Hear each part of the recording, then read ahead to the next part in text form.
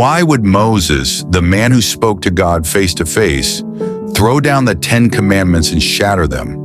Was it anger? Was it disobedience? Or was there something much deeper happening in that moment? To understand this, we must step into one of the most intense scenes in the Bible. Moses had been on Mount Sinai for 40 days and 40 nights. No food, no water, just the presence of God. During this time, God gave Moses the law, written by God's own finger on stone tablets.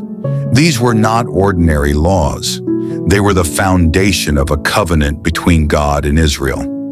At the foot of the mountain, the people had promised, "All that the Lord has spoken we will do." But while Moses was receiving the law, something shocking was happening below. The people grew impatient. Moses was gone too long. The mountain was silent. Fear crept in. So they turned to Aaron and said, "Make us gods who will go before us." Aaron collected their gold, melted it, and shaped a golden calf. They worshipped it. They danced. They sacrificed to it. This was not just idolatry, it was betrayal. God saw everything. Before Moses ever reached the camp, God told him what was happening and said, "Go down because your people have corrupted themselves." God was angry not in human rage, but in holy justice. He spoke of judgment. Moses did something extraordinary. He interceded.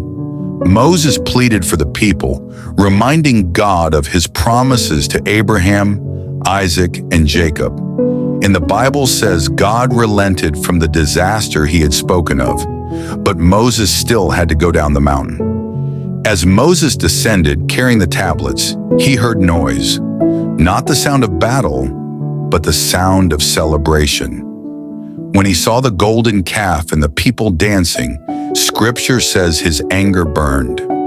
And in that moment, Moses threw the tablets from his hands and broke them at the foot of the mountain. So what triggered Moses? It wasn't just anger, it was grief. It was betrayal. It was righteous indignation. The people had broken the covenant before it was even delivered. By smashing the tablets, Moses was making a powerful statement. The covenant had already been broken by Israel's sin. Was it necessary for Moses to break the tablets? Interestingly, God never punished Moses for breaking them, because the act itself was symbolic and aligned with God's justice. The law written on stone represented the agreement between God and Israel, and that agreement had already been violated through idolatry. Moses did outwardly what the people had already done inwardly. What happened next was serious. Moses destroyed the golden calf, ground it into powder, scattered it on water, and made the people drink it, showing them the bitterness of their sin. The Levites stood with Moses, and judgment followed. About 3,000 people died that day. This shows us something important. God is loving, but he is also holy.